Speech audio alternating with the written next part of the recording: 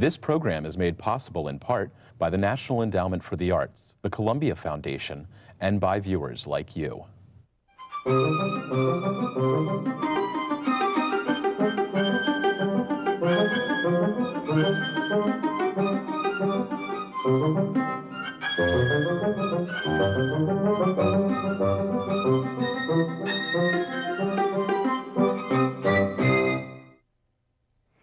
Welcome to The Writing Life. My name is Marie Arana, and with us today is Michael Dirda, who is the beloved literary critic at the Washington Post Book World, colleague, friend, and much admired, with his new book called Readings, which is a collection of essays and literary entertainments, a collection of his column, which he does for the Washington Post every month for us.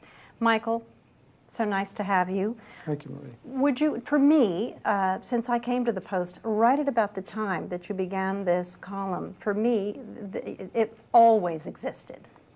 But maybe you could tell us a little bit about the provenance.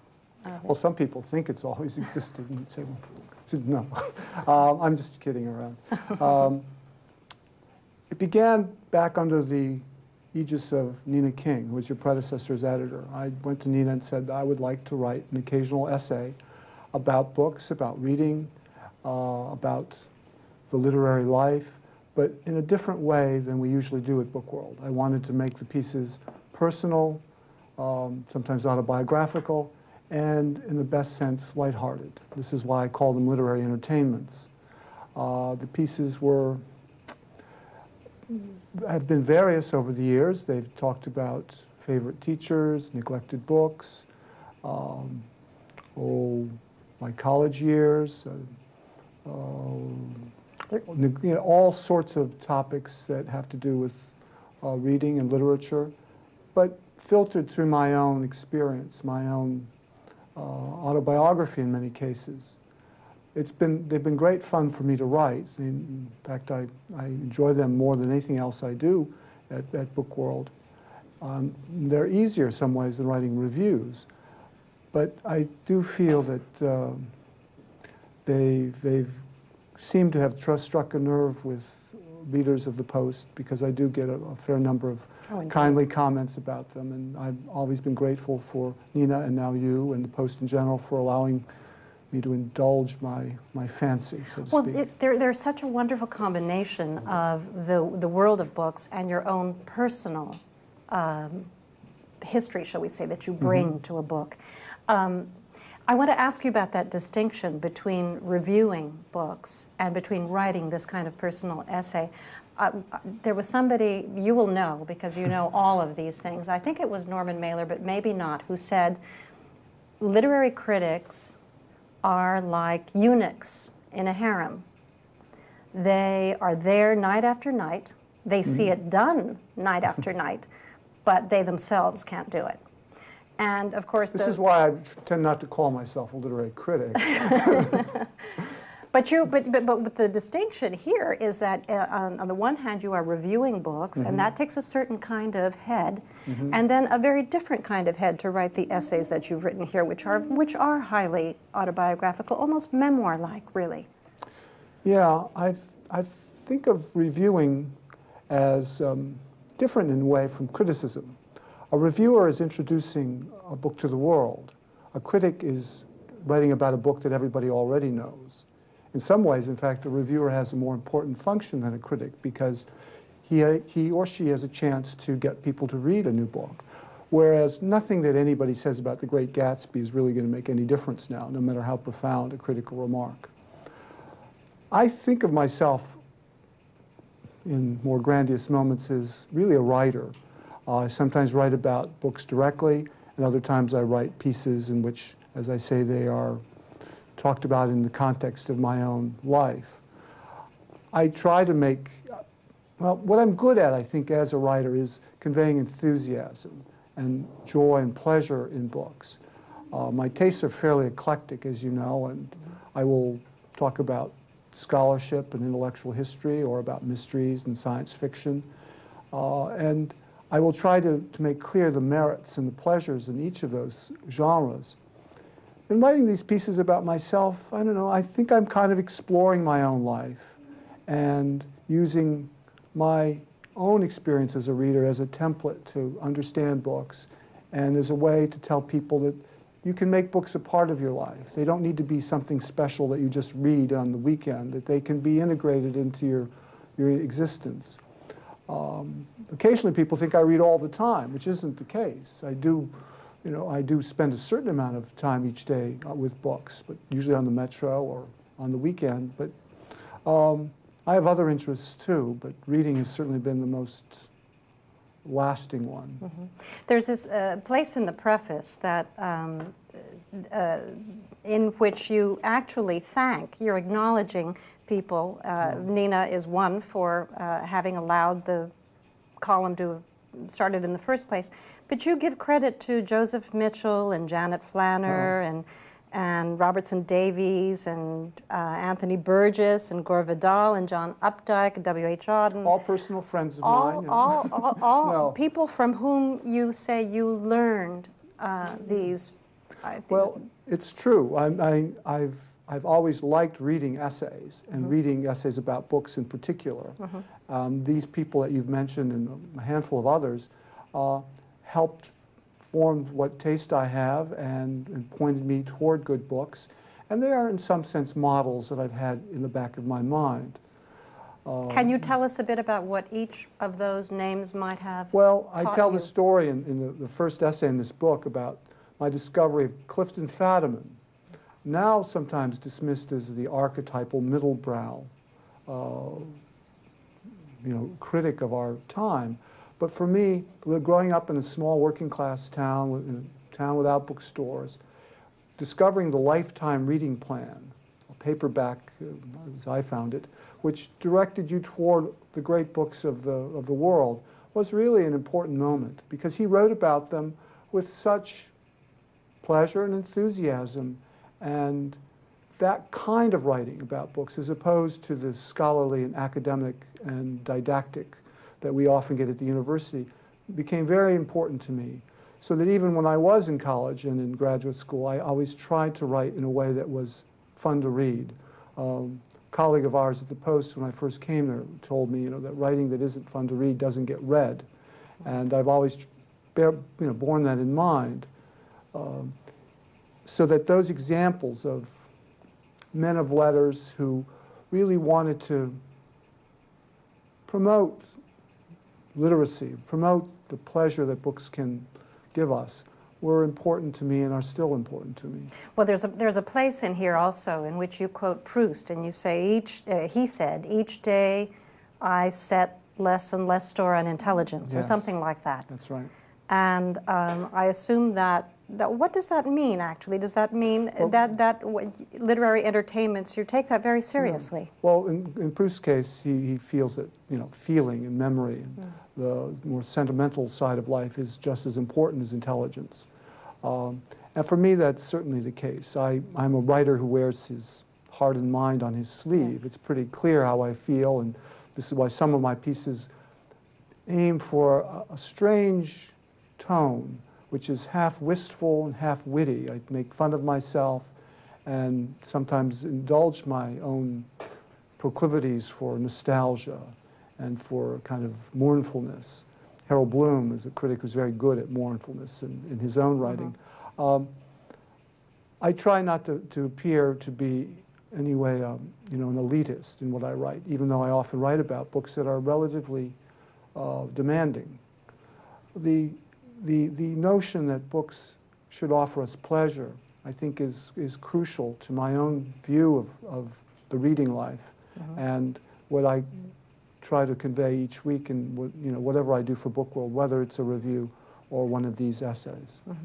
Tell us a little bit, Michael, about your boyhood and how because your childhood was, in fact, did not necessarily direct you toward this kind of literary life. No, I grew up in a small industrial town in Ohio called Lorraine, notable in subsequent years because the novelist Toni Morrison is also from Lorraine. In fact, the year that I won the Pulitzer Prize for Criticism, 1993, was the year that she won the Nobel Prize for Literature. Right. So So Lorraine it was a had great year for had a very Lorraine. good year for a small town in Ohio. Right.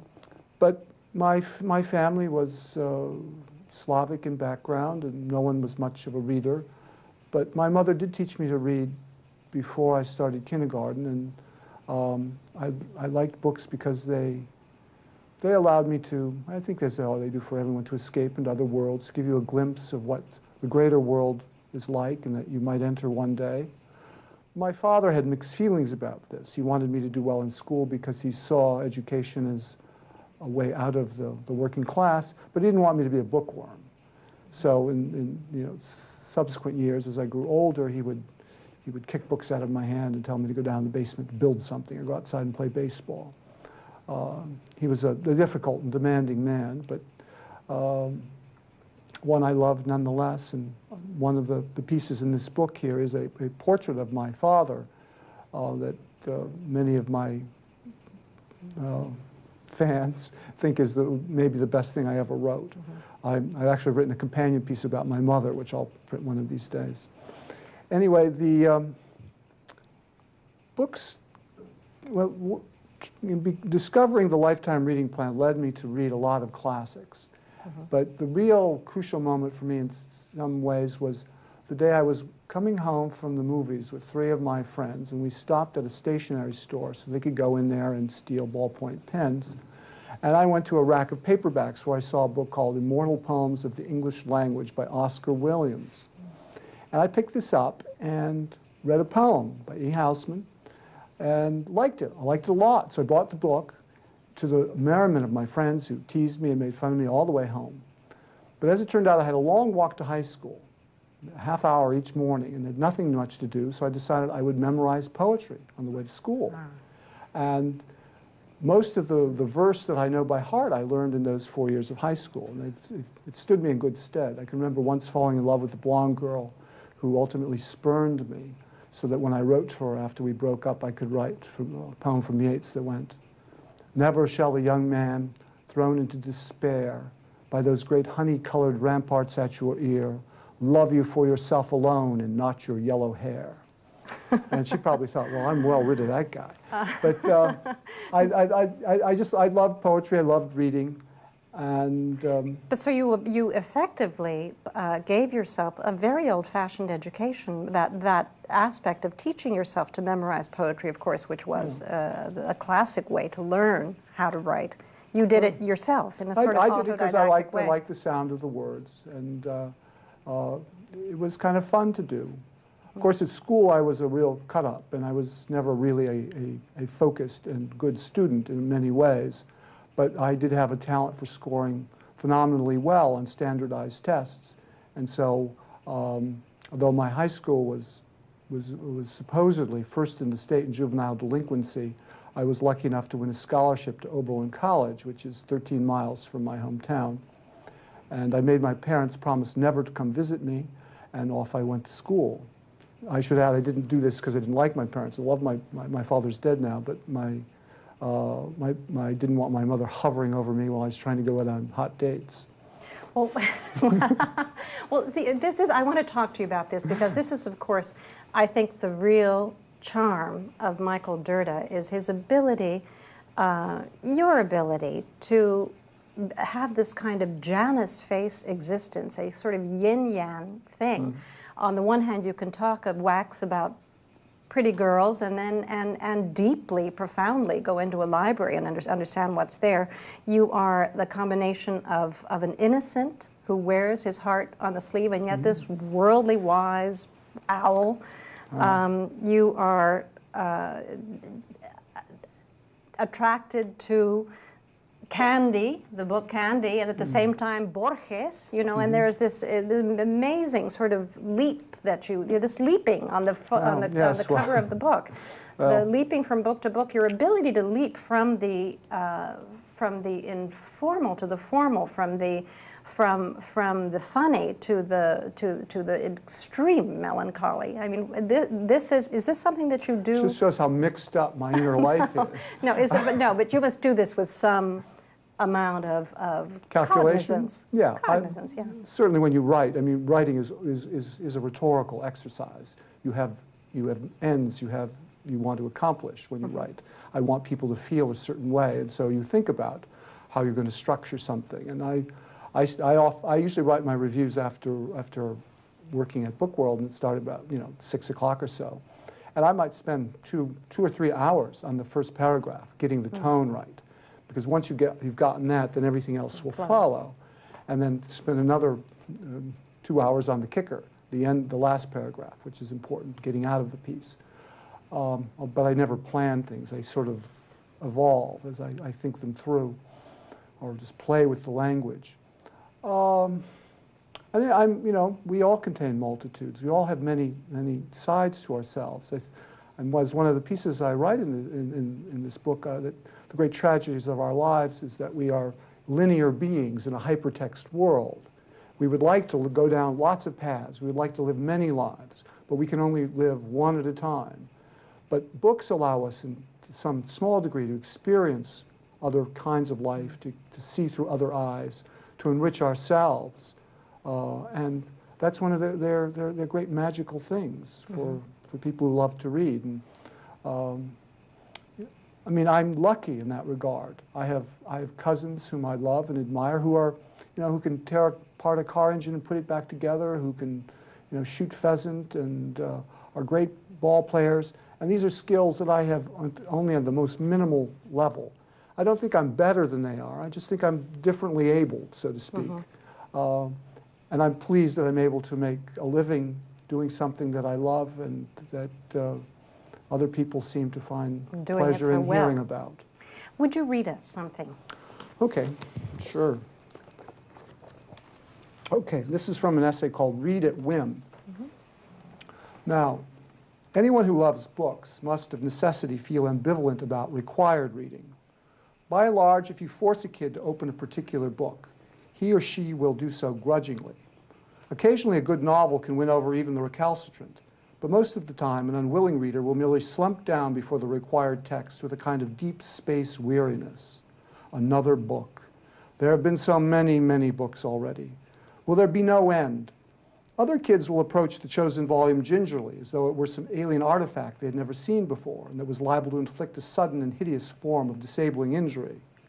And yet still others will display the time-honored adolescent combination of boredom, lethargy, and free-floating belligerence, which makes abundantly clear that the actual turning of a page is an unfathomably complex process, almost certainly foredoomed to utter and complete failure.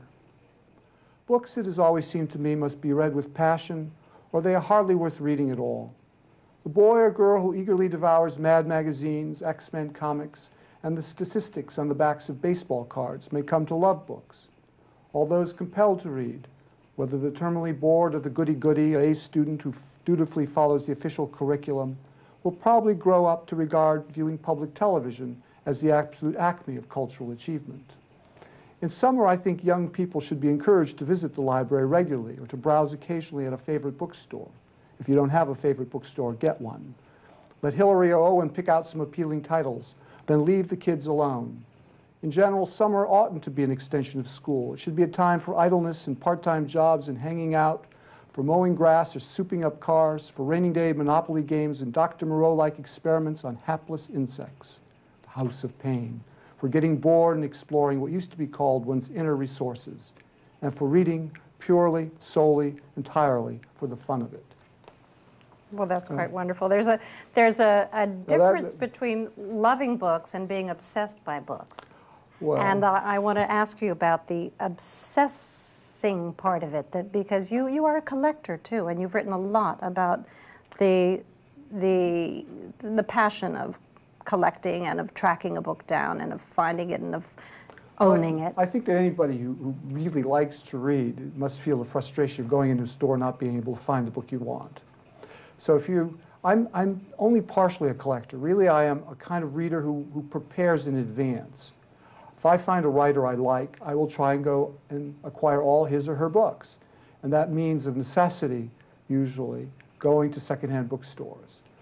And because I'm a writer as well, there's every likelihood that I might have a chance to write about this author. So I will gather the material and hope for the occasion to expound on whether Annie Proulx or Proust or any number of other writers that are fun to me.